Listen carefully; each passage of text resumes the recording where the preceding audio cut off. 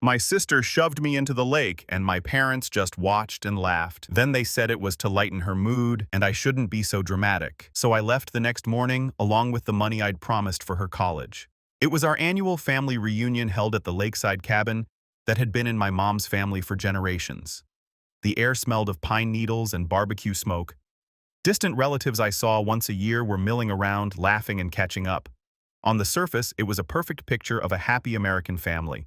But for me, it was just another stage for my family's favorite play where I was cast in the same role year after year, the reliable, responsible, and utterly invisible younger sister. My older sister Maria was the star of the show. At 24, she was charming, athletic, and had a way of making everyone feel like they were her best friend right before she asked them for a favor. She was standing on the edge of the old wooden dock, a can of beer in her hand, telling some exaggerated story to our cousins. I was just walking by to grab a soda from the cooler. "Hey, little sis," she slurred, a smirk playing on her lips. "Thinking about all that money Grandma left you." I ignored her, my hand reaching for a cold can. That was her favorite topic.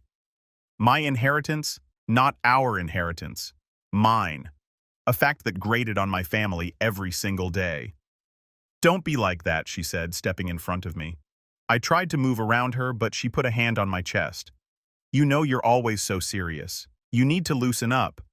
And then she shoved me hard. The world tilted. One moment I was on the solid wood of the dock, the next I was tumbling backward into the murky, shockingly cold water of the lake. The cold was a physical blow, knocking the air from my lungs. I came up sputtering, gasping. My hair plastered to my face. My head went under again as I tried to get my bearings. The laughter from the dock hit me before the air did. It was Maria, doubled over, pointing. "Don't be so dramatic," she hollered. My parents, Rebecca and David, were watching from the porch. They were smiling, not trying to help, just watching as I struggled to breathe. A sharp pain shot through my old shoulder injury, and a familiar panic began to grip my chest as the cold water shocked my system. I wasn't being dramatic. I was in real trouble. And in that moment, watching them laugh, I knew something inside me had finally broken. I didn't argue. I didn't yell. I just fought my way back to the shore, my lungs burning. 2 weeks later, her college fund was gone, and so was I. The drive home from the reunion was silent.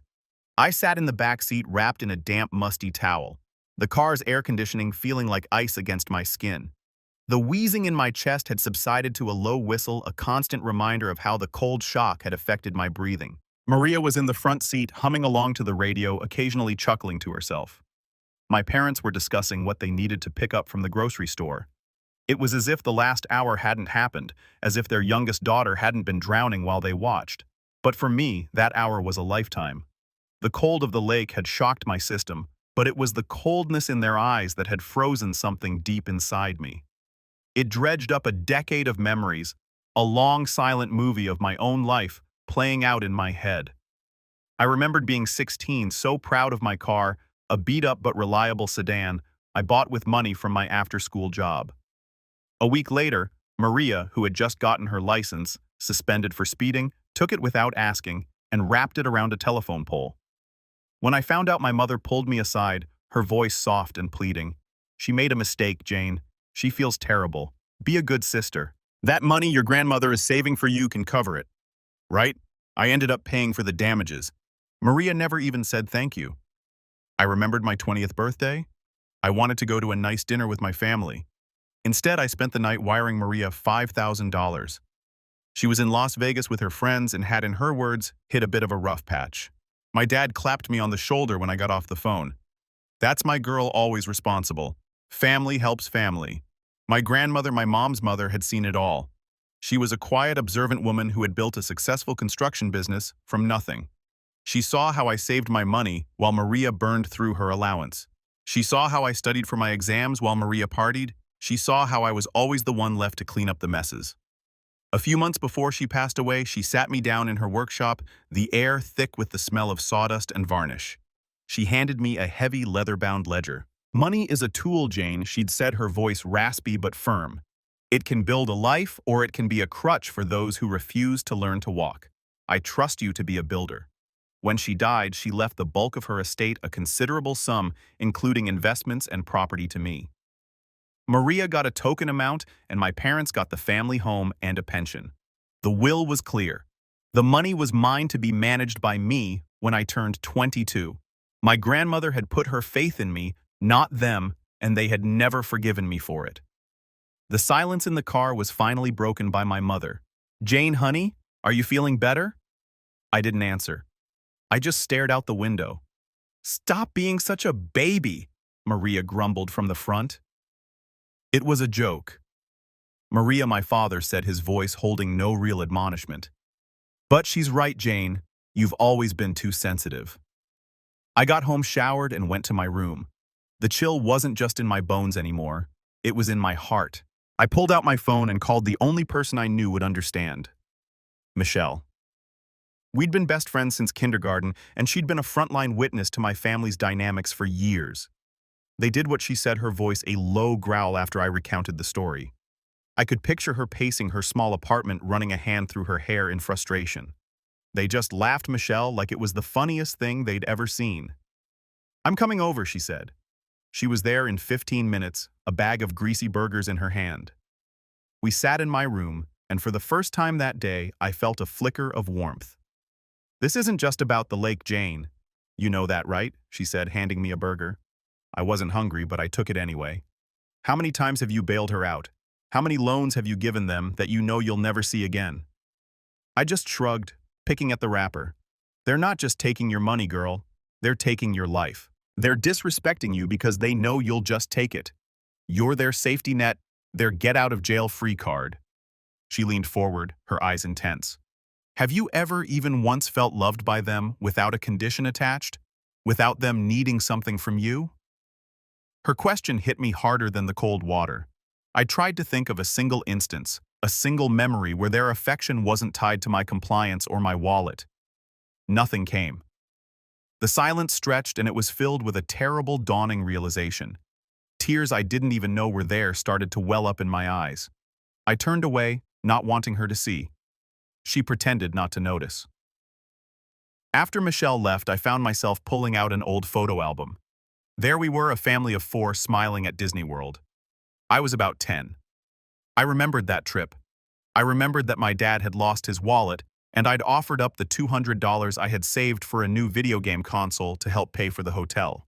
My mom had hugged me and called me her little hero. At the time, I'd felt a surge of pride. Now, looking at the photo, all I could see was the beginning of the pattern. I flipped through the pages. Each smiling picture a lie. Graduation photos, Christmas mornings, birthday parties. Every milestone was tainted by a transaction, a sacrifice I had made that was expected, not appreciated. I closed the album. A profound sense of grief washing over me. I wasn't just mourning the family I had. I was mourning the family I thought I had, the one I had desperately wanted to believe in. The happy faces in the pictures were strangers, and I was a stranger in my own home. I sat there in the dark, the tears finally falling, crying for the girl in the photographs who just wanted her family to love her for who she was, not for what she had. The next few days were a blur of forced politeness. My family acted as if nothing had happened, which was somehow worse than them being angry. It was a complete invalidation of my experience. My mom would ask as she made breakfast, asking if I wanted eggs. Maria would ask to borrow my car charger. My dad would ask me to help him with yard work. It was normal, and it was driving me insane. The breaking point, the moment that turned my grief into cold, hard resolve, came on a Thursday night. I was heading downstairs for a glass of water when I heard my parents' voices coming from the living room. I paused at the bottom of the stairs, hidden by the shadows. "She's barely spoken a word in 3 days, my mother," Rebecca said, her voice laced with frustration. "This whole silent treatment thing is so childish. She'll get over it." "My father," David grunted from behind his newspaper. "She always does." "We can't afford for her to get over it right now, David," she snapped. "Maria needs the down payment for that MBA program by the end of the month. $50,000. Did you forget?" "Of course I didn't forget. What do you want me to do? She's an adult. We can't just take the money." There was a pause. Then my mother's voice dropped to a conspiratorial whisper. "I was talking to my sister Carol. Her husband's construction business is having some cash flow issues, a temporary crisis. What if we told Jane that we were in trouble, that the business was on the verge of collapse, and we needed her to co-sign a loan to save it? My blood ran cold. She'd never do it, my dad said dismissively. She would if we framed it right, she insisted. We make it about family, about responsibility. We tell her it's the only way to keep a roof over our heads. We'll get the loan, give Maria the $50,000, and then, well, we'll figure the rest out later. She has to be responsible for her sister. It's the right thing to do. I felt like I was going to be sick. This wasn't just casual greed anymore, this was a calculated plot. They weren't just taking advantage of my generosity.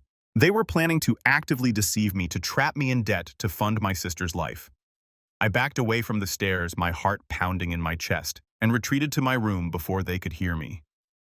I closed the door, my back pressed against it, and slid to the floor. It was one thing to be taken for granted. It was another to be the target of a conspiracy hatched by your own parents. The next day I tried to talk to my boyfriend Jesse. We'd been dating for about a year. He was smart, ambitious, and I thought he was on my side. We met for coffee, and I laid it all out for him. The lake. The history of financial demands, the conversation I'd overheard. I expected outrage. I expected him to tell me I had to get out of there. Instead, he stirred his latte, a thoughtful frown on his face. Wow, that's a lot, Jane. A lot, Jesse. They're planning to defraud me. Well, maybe not defraud, he said, carefully avoiding my eyes. Maybe they're just desperate and it's just a signature, right? For family. You don't want to be the one to break up your family over money. Do you think about what people would say? I stared at him, the coffee cup frozen halfway to my lips. What people would say. It wasn't about what was right or wrong. It wasn't about my well-being. It was about appearances. And in that moment, I realized that to him, my inheritance wasn't a burden I carried. It was a feature he enjoyed. The nice dinners, the weekend trips, my financial stability was part of my appeal. My pain was just an inconvenient complication. I have to go, I said, standing up so abruptly that the table rattled. That night, I called Michelle again. I told her everything. The plot, Jesse's reaction. There was a long silence on the other end of the line. Then she said, I know a lawyer, Jane. My aunt used her for her divorce. She's tough and she's smart. Her name is Sarah Blackwood. I think you should call her not to sue them. Just to know what your rights are, to know what you're up against. She texted me her number. I stared at it for a full 10 minutes before my thumb finally pressed the call button. Sarah Blackwood's office was in a sleek, modern building downtown. It felt like another world compared to my family's suburban home. Sarah herself was in her late 40s with sharp, intelligent eyes and a calm, no-nonsense demeanor. She listened to my entire story without interruption, her pen occasionally scratching a note on a legal pad. When I finished, I felt emotionally drained, like I'd just run a marathon. She looked at me, her expression a mixture of professionalism and genuine empathy. Jane. She began, her voice steady and reassuring.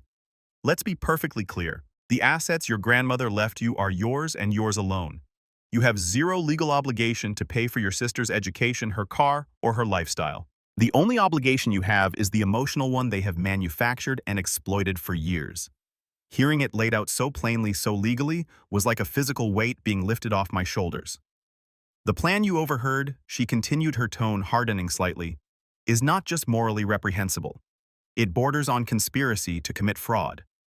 If you were to sign that loan under false pretenses they created, you would be legally on the hook, and they know that. We talked for over an hour. We discussed options. We talked about trusts and foundations. We talked about boundaries. For the first time, I wasn't just talking about my feelings. I was talking about strategy. I left her office feeling different. The grief was still there, a dull ache in my chest. But for the first time, it was mixed with something else, a flicker of power, a sense of control. They had pushed me into the lake, expecting me to flail and splash and eventually give in. They had no idea I was about to learn how to build a dam. The 2 weeks after my meeting with Sarah Blackwood were the quietest and most intense of my life. On the outside, I was placid, obedient. I went back to being the Jane they were used to. I answered my mom's questions about my day. I let Maria beat me at video games. I even helped my dad clean out the garage. I was playing a role, and I had never been a more convincing actor. Inside, however, a storm was raging. Every polite smile was a mask. Every nod of agreement, a carefully placed chess move. I was no longer a victim reacting to their whims. I was an architect designing my own exit. My first move was to test the waters to confirm what I already knew in my heart. One evening at dinner, I let out a heavy sigh. "I got some tough news today," I said, pushing my mashed potatoes around my plate. "That tech stock I invested a chunk of my savings in took a nosedive. I've lost a significant amount of money." The reaction was instantaneous and telling. My mother's fork clattered onto her plate. "What? How much a lot?" I said, vaguely watching their faces. "It's going to take a while to recover. I'll have to be really careful with my finances for the foreseeable future." I saw it. Not a shred of concern for me or my supposed financial loss. Just pure, unadulterated panic. My sister Maria's face darkened. "You're kidding me, right? What about my MBA?" "I'm sorry, Maria," I said, meeting her gaze. "I don't think I can help with that right now." "What do you mean you can't help my mother?" Rebecca exclaimed, her voice rising. "You can't just be irresponsible with that money, Jane. Your grandmother left it for you to build a future for this family security, not to gamble away on stocks." The hypocrisy was so thick I could have choked on it. That was the final confirmation. My value to them was not as a daughter or a sister, but as a bank account, a resource. And now that the resource was supposedly threatened, the thin veneer of familial affection was stripped away, revealing the ugly, desperate greed beneath. The next day, I began to build my arc. I had several more quiet, discreet meetings with Sarah. We laid out the plan. The $50,000 my parents expected from Maria was sitting in a high-yield savings account under my name. It had always been my money earmarked in my own mind for her education out of a misguided sense of duty. Now it would be repurposed. Sarah helped me draw up the paperwork to establish a private scholarship foundation. It was a simple legal maneuver. I would donate the $50,000 to this new foundation, which would then award scholarships to deserving students in my local community. We even gave it a name, a final poetic touch of irony. We called it the Wilson Scholarship Foundation. Wilson was our family name. While Sarah handled the legal framework, I handled the logistics of my escape. I had a degree in graphic design, and I quietly sent my portfolio to several agencies in a city 3 states away, a place where I knew no one, a place where I could be anonymous. Within 2 weeks, I had a promising interview lined up over Zoom. A few days after that, they offered me a junior designer position contingent on background checks. I accepted on the spot. I found a small apartment online and paid the month's rent and security deposit from a new bank account I'd opened that my family knew nothing about. I started packing my things late at night, a box at a time, hiding them in the back of my closet. My most treasured possessions, my grandmother's old tools, my collection of vintage design books, the photos of me and Michelle, my real life. One afternoon, I overheard my mother on the phone, her voice tight with stress. She was in the kitchen, her back to me. "I don't know what to tell you, Carol," she was saying. "You'll get your money. I just need more time. David's deal fell through. We were counting on just give me until the end of the year." So there it was, the seed of the truth. My aunt, the one who was always so sweet to me, was a creditor. Her kindness was just the pressure of a thumbscrew tightening slowly. This wasn't just about getting Maria ahead. It was about bailing themselves out of a hole they dug with my own aunt. The complexity of their deceit was deeper than I'd even imagined. The pieces were all in place. The foundation was legally established. The job was secured. The apartment was waiting. All that was left was to walk away. My family, oblivious to the tidal wave about to hit them, decided to stage their final act. My mother announced we were having a special family meeting dinner. Her tone was artificially bright, the way it always was when she was about to ask for something big. She made my favorite meal, roast chicken with rosemary potatoes. The whole house smelled of a home I was about to leave forever. We sat at the dining table, the good china gleaming under the lights. It felt like a scene from a movie, a tense family drama, playing out in real time. My father cleared his throat. My mother folded her hands on the table, and Maria leaned back in her chair with an air of entitlement. "Jane," my mother began, her voice dripping with practiced sincerity. "We need to talk as a family." I just looked at her, my expression neutral. I'd rehearsed this moment in my head 100 times. Your father and I, we've hit a rough patch, she said, a single perfect tear rolling down her cheek. The business is not doing well. We're facing a crisis, and we're in danger of losing everything. My father nodded grimly, playing his part. We need your help, sweetheart. We wouldn't ask if it wasn't a matter of life and death. He slid a sheath of papers across the table. A loan application, just as I'd overheard. They wanted me to be a guarantor for a massive loan using my investment portfolio as collateral. It's just a signature, my mother whispered, her eyes pleading. To save your family. Maria chimed in, the final nail in the coffin. It's time to be an adult, little sister. Time to take on some real responsibility. I looked down at the papers. I looked at their expectant faces, the desperate hope in my mother's eyes, the stern demand in my father's, the arrogant smirk on my sister's. I saw the whole pathetic, tragic play for what it was, and I felt nothing. The anger had burned out, leaving behind a cold, clear calm. I picked up the pen they'd so helpfully placed beside the documents. I held it for a moment. I could see the victory in their eyes. They thought they had won. Then I gently placed the pen back on the table, untouched. I stood up. No, I said. My voice was quiet, but it echoed in the suddenly silent room. What my mother gasped. No, I repeated a little louder this time. I looked each of them in the eye. I won't be signing anything. I turned and walked out of the dining room, leaving them frozen in a tableau of disbelief. I went upstairs, grabbed the 2 duffel bags I had packed with my essentials, walked out the front door, got into my car, and drove away without looking back. The real climax didn't happen with a shout, but with a letter. 3 days later, my sister Maria, confident that my little tantrum was over, walked into the main branch of our local bank. She went to the private client advisor she'd been told to see about setting up the wire transfer for her tuition. She probably walked in with a swagger, expecting a red carpet treatment. She gave the advisor her name and explained she was there to access the funds her sister was providing for her MBA. The advisor, a polite woman in her 50s, typed her name into the system. She frowned. She typed it again. I'm sorry, Miss Wilson. I don't see any notes here about a transfer. It's coming from my sister's account, Jane Wilson, Maria likely said, her voice laced with annoyance. More typing. A longer pause. Ms. Wilson, the advisor, said, her voice carefully neutral. The account you're referring to was closed 2 days ago. The funds were transferred out. Transferred where? That's my money, she would have yelled, causing heads to turn in the quiet bank lobby. The advisor would have calmly explained that the funds were legally in my name and that I had every right to move them. But that wasn't the best part.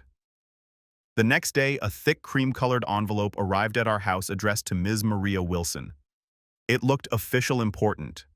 She probably ripped it open thinking it was some kind of mistake from the bank she needed to rectify.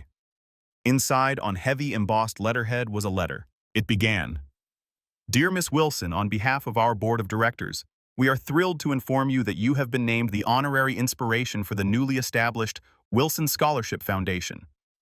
A generous anonymous donation of $50,000 has been made in your family's name to provide financial assistance to bright, deserving students in our community who have overcome significant personal and financial obstacles. Your story of ambition has inspired our benefactor to give back to those who demonstrate true potential and self-reliance. I wasn't there to see it, but I can picture it perfectly. The color draining from Maria's face. My mother grabbing the letter, her hand trembling as she read it aloud. My father sinking into a chair, his face ashen. The money wasn't just gone. It had been used to publicly shame them. It had been repurposed into a monument to their own greed, a permanent charitable reminder of what they had lost. They hadn't just lost the money. They had lost control. The power had shifted completely and irrevocably, and I was already 3 states away, starting over. The fallout was immediate and exactly as I had predicted. My phone began to blow up. The first call was from my mother. I let it go to voicemail. The message she left was a masterclass in emotional manipulation. Her voice choked with fake tears.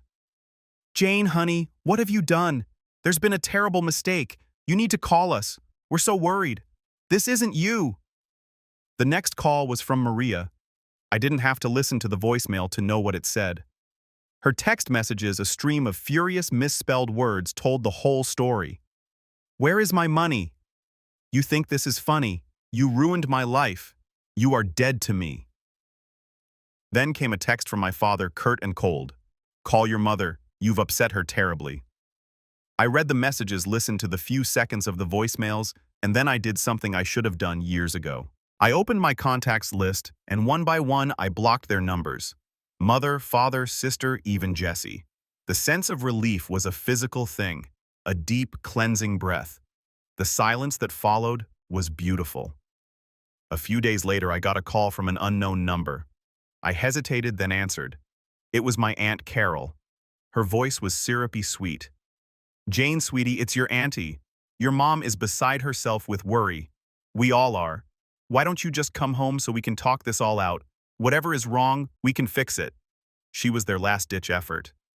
The good cop sent in to mediate, but I knew the truth. She wasn't worried about me. She was worried about the loan my parents owed her. I'm fine, Aunt Carol, I said, my voice calm and steady. There's nothing to talk about but your family. They haven't been my family for a long time, I said. And before she could respond, I hung up and blocked her number too. I knew they wouldn't give up easily. Their next move, as Sarah had warned me it might be, was a desperate, pathetic attempt to use the authorities to control me. One evening, there was a knock on my new apartment door. My heart jumped for a moment, but I looked through the peephole and saw 2 police officers. I opened the door. Can I help you? Are you Jane Wilson? One of them asked. I am, ma'am. We received a call from your family. They filed a welfare check request claiming they were concerned for your safety. They said you left under unusual circumstances. I had to stop myself from laughing. Officers, I'm 22 years old. I'm not missing. I moved here for a new job. I'm perfectly safe and sound. I showed them my new driver's license with the local address and my work ID. The officer nodded, scribbling in his notepad. So you've left voluntarily? 100%, I said. I would appreciate it if you could inform my family that I am fine and that I do not wish to have any contact with them. Any further attempts they make to contact me will be considered harassment. They were professional and they understood immediately. They left, and I knew that avenue was now closed to my family. They had played their last card and lost. Their power over me was officially gone. They couldn't force me, couldn't manipulate me, and couldn't use anyone else to get to me. They were left with nothing but the consequences of their own actions, and I was finally truly free. 6 months passed. 6 months of quiet, blissful, and sometimes difficult healing. My new city was vibrant and anonymous. My job as a junior designer was challenging and fulfilling. I was surrounded by people who saw me as Jane, the girl who was good with fonts and had a dry sense of humor, not Jane, the family ATM. I'd made a few friends from work. We'd grab drinks after a long week or go hiking on the weekends. They were simple, easy friendships, free from the weight of history and obligation. Most importantly, I was taking care of myself. I found a great physical therapist who helped me work through the chronic pain in my shoulder. With each exercise, I felt myself getting physically stronger, and it was a mirror for the emotional strength I was building. On her recommendation, I also started seeing a therapist. We talked about boundaries, about guilt, about redefining what family meant. It was hard work unpacking 2 decades of emotional baggage, but it was necessary. One afternoon, an email popped into my inbox with a subject line that made my breath catch. It was from Lucy. Lucy was my and Maria's younger cousin. She was 16, a quiet, observant girl who was always on the periphery at family gatherings. I remembered seeing her by the dock that day, her eyes wide with a look I couldn't decipher at the time. I opened the email. Hi, Jane. I don't know if you'll even get this. Mom said no one should contact you, but I felt like I had to. I've been thinking a lot about that day at the lake. I saw what Maria did, and I saw that you were really struggling. I wanted to say something, but I was scared. I'm so sorry I didn't. Things here have been crazy since you left. Uncle David and Aunt Rebecca are a mess. Maria lost her spot in the MBA program and is working at a call center. She's angry all the time. But there's something else you should know.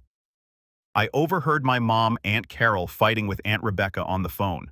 My dad's business really is in trouble, and my mom had loaned your parents a huge amount of money a while ago. She was threatening to take them to court if they didn't pay her back. They weren't trying to get your money just for Maria's school. They were trying to save themselves from my mom. It doesn't make what they did right at all. But I thought you should know the whole story. I hope you're okay. I'm really glad you got out, Lucy. I read the email 3 times. It wasn't a shock. Not really.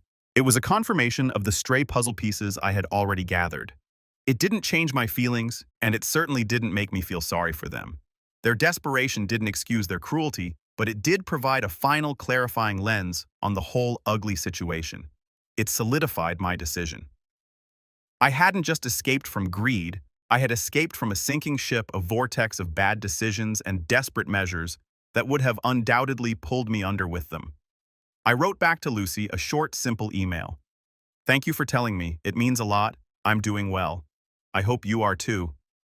I hit send, and with it, I closed the final chapter on my old life. It's been over a year now. My apartment doesn't feel new anymore. It feels like home. The window over my desk looks out onto the city, a landscape of twinkling lights and endless possibility. My shoulder rarely bothers me now. A dull ache on rainy days is all that remains. Last week, another letter arrived. This one wasn't from a lawyer or a distraught relative. It was on simple, plain paper, the return address from the local community college. I opened it. It was from a young woman, a nursing student. She was the first recipient of the Wilson Scholarship Foundation. She wrote about being a single mother working 2 jobs to make ends meet, and how the scholarship meant she could quit one of them and spend more time with her son. It meant she could afford her textbooks without having to skip meals. It meant she could see a future for herself that wasn't just a daily struggle for survival. I don't know who the anonymous donor is, she wrote at the end, but if you ever have the chance to tell them, please let them know they didn't just give me money, they gave me hope. I folded the letter, a genuine, unforced smile on my face. The ache in my chest that had been my constant companion for so long was gone. In its place was a quiet, steady warmth. I had spent my whole life believing I had to set myself on fire to keep my family warm, only to realize they were standing next to the flames complaining about the chill. My act of rebellion, born from so much pain and anger, had become an act of creation. The money they saw as their right had been transformed into someone else's chance.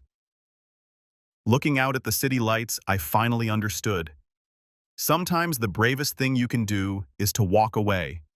Sometimes the most loving family isn't the one you're born into, but the one you find, or the one you have the courage to build for yourself brick by brick in the quiet peace of your own life.